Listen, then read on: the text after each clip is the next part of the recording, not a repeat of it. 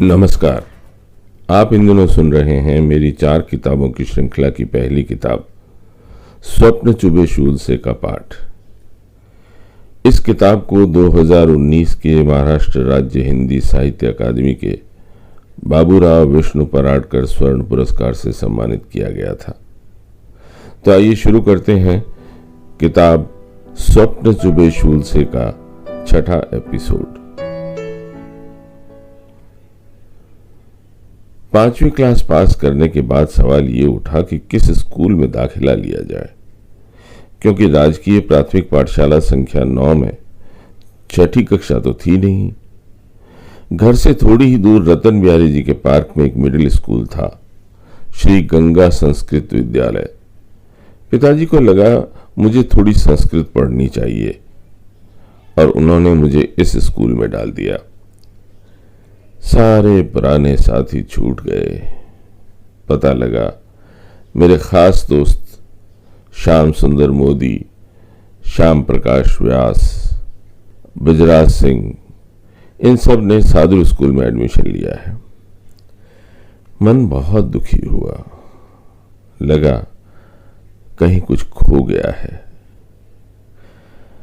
बाद की जिंदगी में बड़े बड़े झटके खाए तो अपने इस दुख को याद करके कभी कभी हंसी आती थी, मगर उस वक्त यही महसूस हुआ कि नहीं, अपने दोस्तों को छोड़कर जाने के बराबर कोई दुख हो ही नहीं सकता।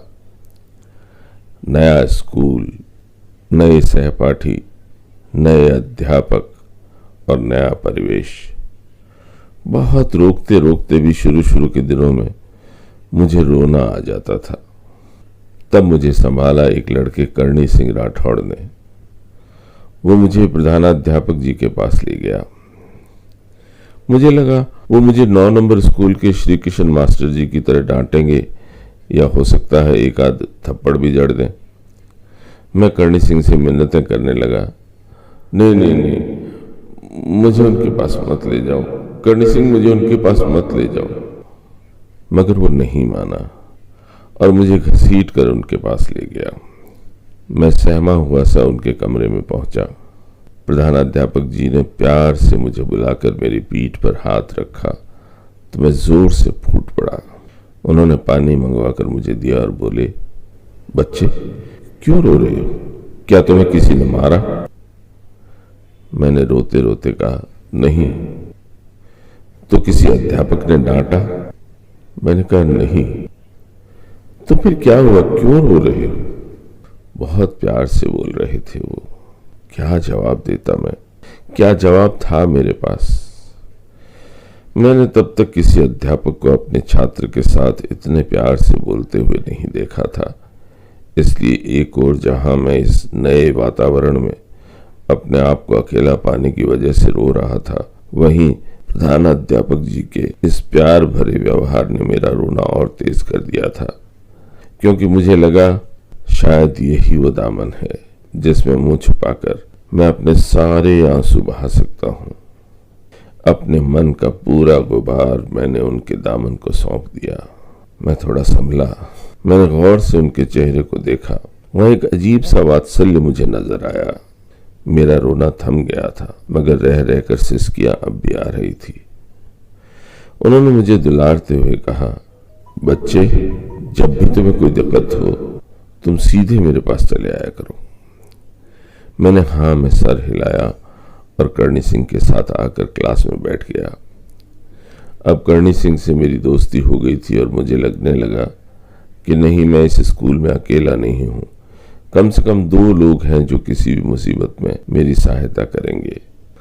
मुझे पता लगा हमारे प्रधानाध्यापक जी का नाम पंडित गंगाधर शास्त्री है और वो संस्कृत के प्रकांड विद्वान हैं। इस घटना के 33-34 बरस बाद जब मैं आकाशवाणी उदयपुर में पोस्टेड था, प्रोग्राम की शीट में एक संस्कृत वार्ता के आगे वार्ताकार का नाम छपा देखकर मैं एकाएक चौंक पड़ा। वहां लिखा हुआ था पंडित गंगाधर शास्त्री। मुझे एक बार को लगा कि नहीं, ये पंडित जी कोई और होंगे, क्योंकि 33-34 साल पहले जब मैं 6ठी कक्षा में था पंडित जी की उम्र अच्छी खासी थी। फिर सोचा शायद ये मेरे गुरुजी ही हों।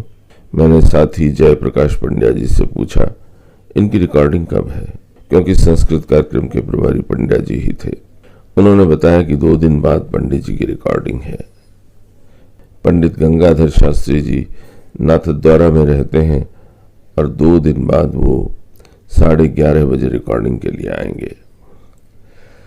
जिस दिन रिकॉर्डिंग थी उस दिन मैं स्टूडियो बिल्डिंग में समय से पहले ही पहुंच गया और पंडित जी का इंतजार करने लगा।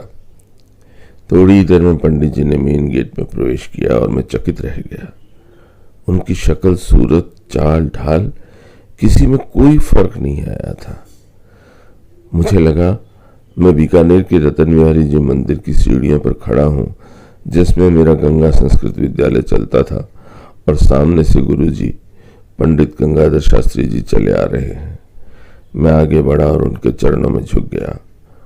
उन्होंने गौर से मेरे चेहरे को देखा, आशीर्वाद दिया, मगर न पहचान पाने का भाव उनके चेहरे पर साफ पड़ा जा सकता था, जो स्वाभाविक भी था। कहाँ एक 6ठी 7वीं का छात्र और कहाँ 42 वर्ष का अधेड़ावस्था की ओर तेजी से बढ़ता इंसान। मैंने उनकी उलझन को दूर किया, उन्हें अपना नाम और स्कूल का नाम बताया तो उन्हें भी सब कुछ याद आ गया। वैसे तो हर अध्यापक अपने जीवन काल में हजारों छात्रों को पढ़ाता है और उसके लिए किसी भी छात्र को याद रखना आसान नहीं होता, मगर ये मेरा सौभाग्य ही मानता हूँ कि पढ़ाई में बहुत असाधारण न होते हुए भी मेरे अध्यापकों ने अक्सर मुझे याद रखा है। मुझे एक बार फिर से याद आ गए 6ठी और 7वीं क्लास के वो दिन, जब मैंने आधा 6ठी का और आधा 7वीं का साल पंडित जी के सानिध्य में गुजारा था।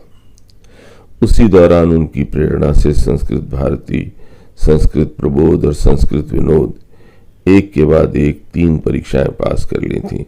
यानी 7वीं कक्षा में मैंने संस्कृत में स्नातक स्तर प्राप्त कर लिया था, और ये सब पंडित गंगाधर शास्त्री जी के प्रोत्साहन से ही हो पाया था। जानते हैं, अभी अभी मेरे उदयपुर के एक साथी दीपक मेहता ने मुझे बताया कि मेरे वो गुरुजी ईश्वर की कृपा से आज भी जिंदा हैं, और नाथद्वारा के एक मित्र दिलीप शर्मा ने बताया कि हालांकि वो आजकल अस्वस्थ हैं, मगर जब दिलीप ने उन्हें मेरे बारे में बताया तो वो बहुत खुश हुए और मेरे लिए ढेरों आशीर्वाद भिजवाए हैं। पंडित जी के प्रोत्साहन से जहां मैंने ये परीक्षाएं पास की, वहीं अब मैं स्टेज पर खुलकर बैंजो के प्रोग्राम देने लगा था और अपने स्कूल के लिए कई प्रतियोगिताओं में इनाम जीत कर लाने लगा था।